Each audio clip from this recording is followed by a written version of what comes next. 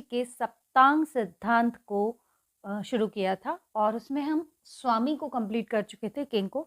अब हम अमात्य जो सेकंड पार्ट है, जो राज्य के सप्तांग सिद्धांत में जो सेकंड पार्ट है अमात्य, उसको देखने वाले हैं। अमात्य को हमने उसको ट्रांसलेट किया इंग्लिश में मिनिस्टर, ठीक है। अमात्य कौन होता है? मिनिस्टर। लेकिन वो कौन होगा? कौटिल्य का कहना है कि अमात्य स्टेट का मोस्ट इंटेलिजेंट पर्सन होगा, यानी कि राजा उसे ही मिनिस्टर बनाएगा, अपना सबसे जो इंटेलिजेंट व्यक्ति होगा, सबसे बुद्धिमान जो ब्राह्मण होगा या सबसे बुद्धिमान जो मंत्री होगा, उसे ही अमात्य की पदवी दी जाएगी।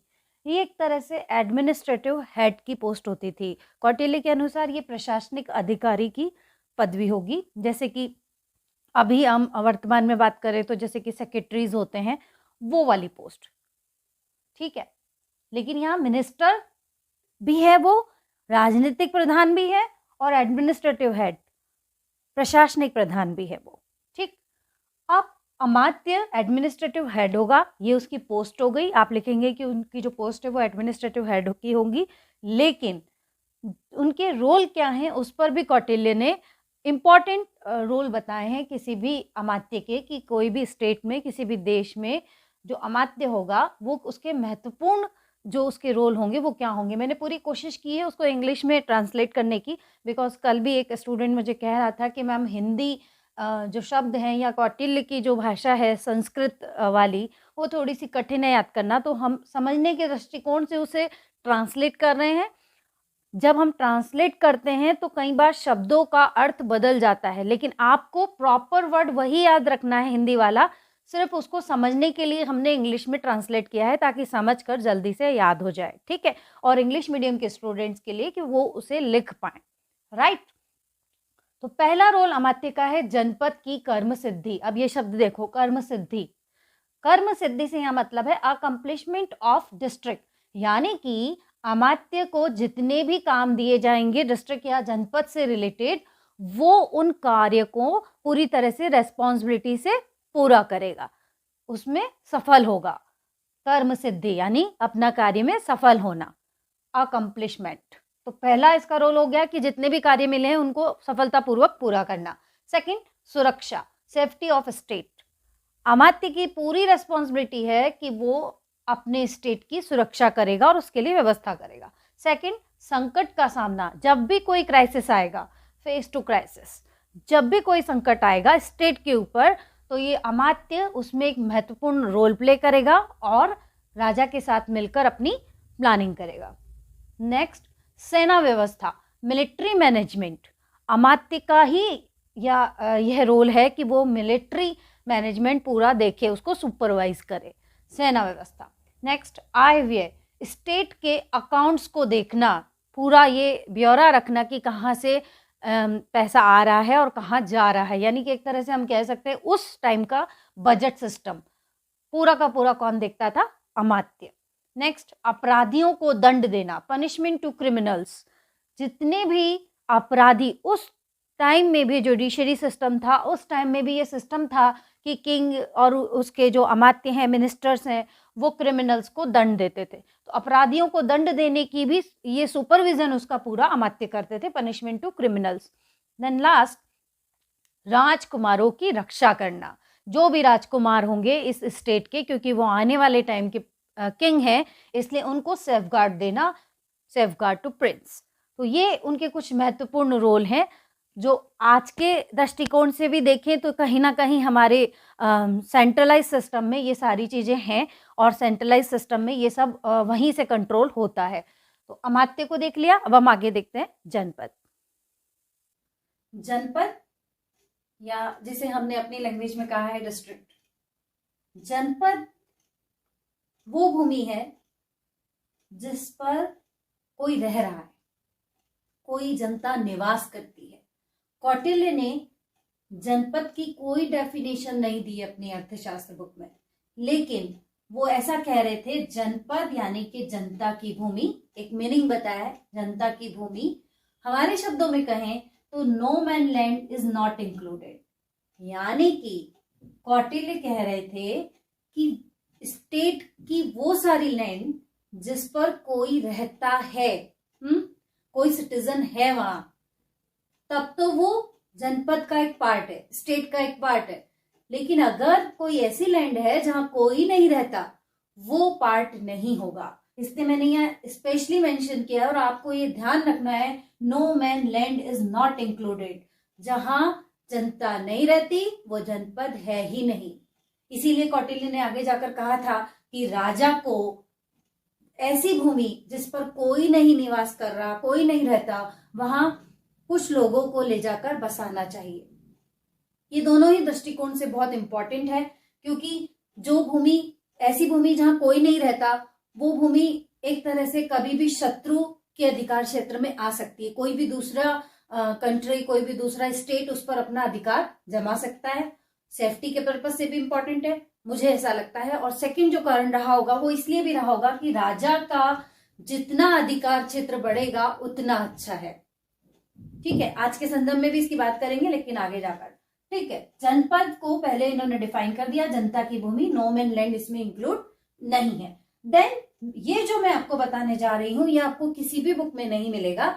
बहुत कम बुक्स होंगी, एक या दो, जिनमें ये वर्णन है कि भूमि, जो लैंड थी, जो जनपद था, उसको भी दो तरह से डिवाइड किया था कौटिल्य ने। तो ये बहुत इंपॉर्टेंट है। और इंग्लिश मीडियम के बच्चों से मैं कहना चाहूंगी कि आगे अब हम जितने भी थिंकर्स पढ़ेंगे वो सारे इंग्लिश में होंगे, और जो हिंदी मीडियम के बच्चे हैं वो इंग्लिश के वर्ड को याद करते हैं। तो कौटिल्य जैसे महान थिंकर को, जो संस्कृत में लिखकर गए हैं और जिसका आप ट्रांसलेशन करना बहुत मुश्किल है, क्योंकि अगर ट्रांसलेट करने बैठेंगे तो वर्ड का मीनिंग चेंज हो जाएगा पूरी तरह से। तो प्लीज किसी एक थिंकर के लिए आप इन शब्दों को याद करने की मेहनत कर सकते हैं। ठीक है, और वही आपके लिए बेहतर होगा, वरना एग्जाम में आपको मार्क्स नहीं मिलेंगे। और जो बीए एमए के स्टूडेंट्स हैं उनके लिए बहुत इंपॉर्टेंट है कि आप जब जनपद के बारे में लिखेंगे तो ये लिखते हैं तो आपके मार्क्स डबल ट्रिपल आएंगे। राइट, तो अब जनपद को उन्होंने दो तरह से बताया था। कौटिल्य ने कहा जनपद दो तरह का होता है। ये शब्दों को मैंने ट्रांसलेट नहीं किया है, दोनों जो टाइप है, क्योंकि इनका प्रॉपर वर्ड, प्रॉपर मीनिंग नहीं है इंग्लिश में। वार्ता शस्त्रोपजीविनः पहला टाइप, और दूसरा राज शब्दोपजीविनः। इन दो शब्दों को आपको बिल्कुल एज इट इज ऐसे ही याद करना है। अंतर क्या है वो मैं आपको बता देती हूँ। कौटिल्य कह रहे थे कि जो लैंड है वो दो तरह से है। कैसे? बिजनेस, एग्रीकल्चर और military. Business land, agriculture land और मिलिट्री लैंड का एक अलग पार्ट है। ठीक है, जो आज भी होता है। बिजनेस के लिए, एग्रीकल्चर के लिए और मिलिट्री के लिए जो जमीन आ रही है वो अलग है। और कुछ ऐसी जमीन है जो अथॉरिटी ऑफ किंग में आएगी, जो डायरेक्ट किंग की अथॉरिटी में आती है। इस तरह से दो तरह से डिवाइड किया। बहुत ज्यादा इसका कहीं भी डिटेल नहीं है। हाँ, एग्जाम्पल अगर आपको लिखने हो तो वो उन्होंने जरूर दिए थे कौटिल्य ने बहुत सारे। तो यहाँ मैंने आपके जो बच्चे रिटर्न पेपर देंगे बीए एमए वाले, उनके लिए मैंने यहाँ दो एग्जाम्पल लिखे हैं कि वार्ता शस्त्रोपजीविनः, ऐसे लोग जो शस्त्रों पर अपनी जीविका गुजार रहे हैं, शस्त्र पर, कृषि पर या बिजनेस पर, वो लोग सारे के सारे इसमें आते हैं। और इसके दो एग्जाम्पल उस वक्त के एग्जाम्पल हैं, सौराष्ट्र और कंबोज। सौराष्ट्र और कंबोज एक ऐसे जनपद थे जो इनमें आते थे। और राज शब्दोपजीविनः जो अथॉरिटी ऑफ किंग है, वहां पांचाल का एग्जाम्पल आप लिख सकते हैं, उस वक्त का पांचाल जनपद। ठीक है, ये एक छोटी सी इंफॉर्मेशन थी, पर मुझे लगा कि आपके साथ शेयर करना चाहिए, तो इसलिए मैंने शेयर किया। कंपटीशन एग्जाम में अभी कहीं इस तरह से क्वेश्चन नहीं आया, लेकिन अगर आ भी सकता है, आप इसको माइंड में रखें।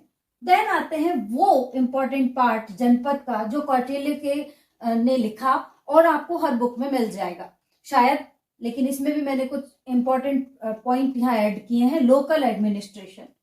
जनपद जब वो लिख रहे हैं तो उन्होंने वही स्थानीय प्रशासन की बात की।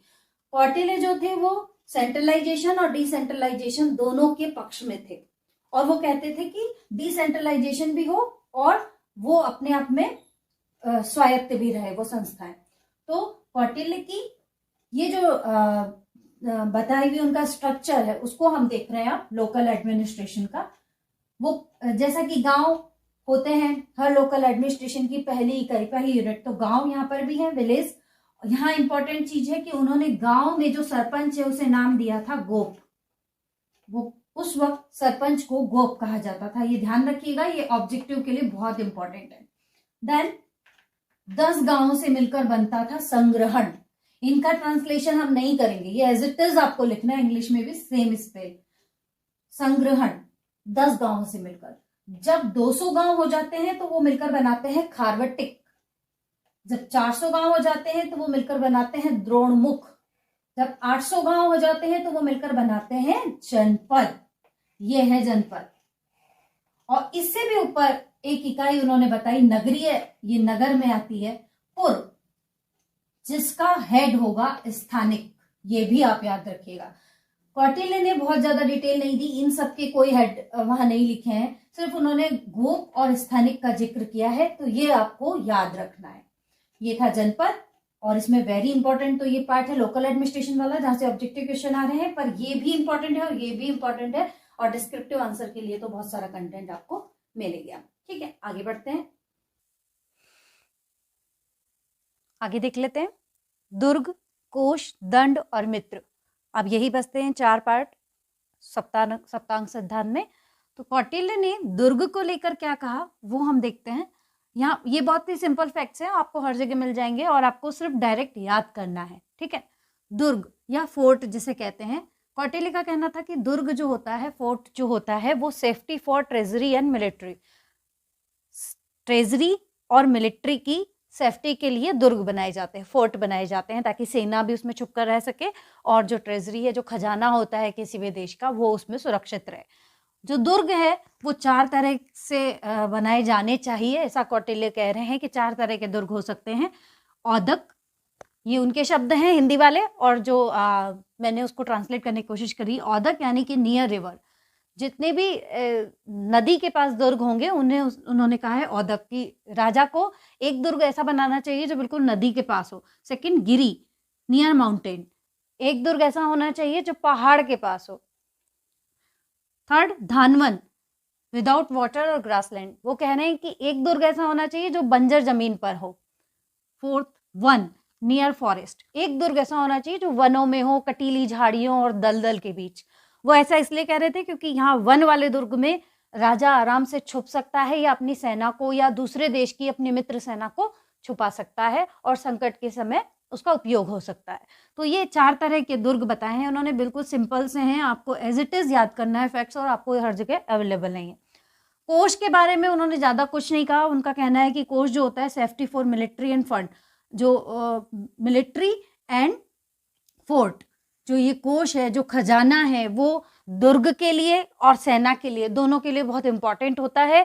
हालांकि कौटिल्य का कहना है कि इन सारे अंगों के बाद लास्ट में कोष को रखना चाहिए राजा को, लेकिन फिर भी कोष बहुत इंपॉर्टेंट है, और कोष के बारे में, ट्रेजरी के बारे में और ज्यादा कुछ भी नहीं कहा है कौटिल्य ने। दंड या सेना, सेना की बात करें हम तो सेना के लिए वो कह रहे थे safety for life, freedom and wealth. सेना क्यों इंपॉर्टेंट होती है किसी भी स्टेट के लिए, किसी भी कंट्री के लिए?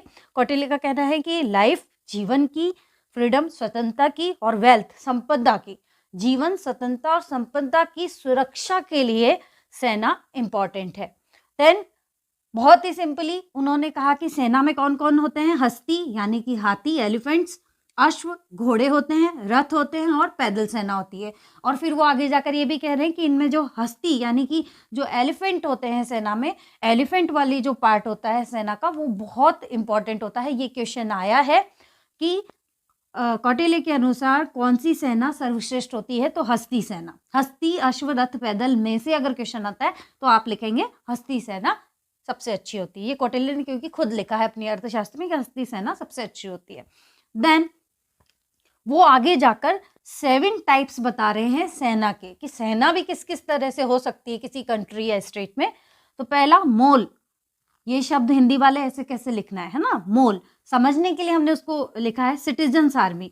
मोल से यहाँ मतलब है कौटिल्य का लोगों को जो ट्रेनिंग दी जाती है, आज भी जैसे कई देशों में होता है, हमारे यहाँ भी जैसे एनसीसी, एनएसएस के थ्रू बच्चों को सिखाया जाता है, तो एनसीसी में जैसे ट्रेनिंग मिलती है वैसे ही कुछ लोगों को हमारे कई देशों में ऐसा है कि अनिवार्य है, कंपलसरी है। उस वक्त भी कौटिल्य ने अर्थशास्त्र में लिखा था कि सिटीजन आर्मी भी होना चाहिए, यानी कि कुछ जनता में भी कुछ लोग ऐसे होने चाहिए जो रेडी रहें संकट के समय या साथ दें आर्मी का, तो उसे मोल कहा है। भृत सेना, भृत सेना से मतलब है ऑन रेंट आर्मी। कुछ सेना ऐसी भी होनी चाहिए कि जब आपको जरूरत हो, डिमांड हो, तब आपको कोई रेंट पर अपनी सेना दे दे, या किसी और प्रदेश से या कैसे भी, उसको ज्यादा उन्होंने नहीं लिखा।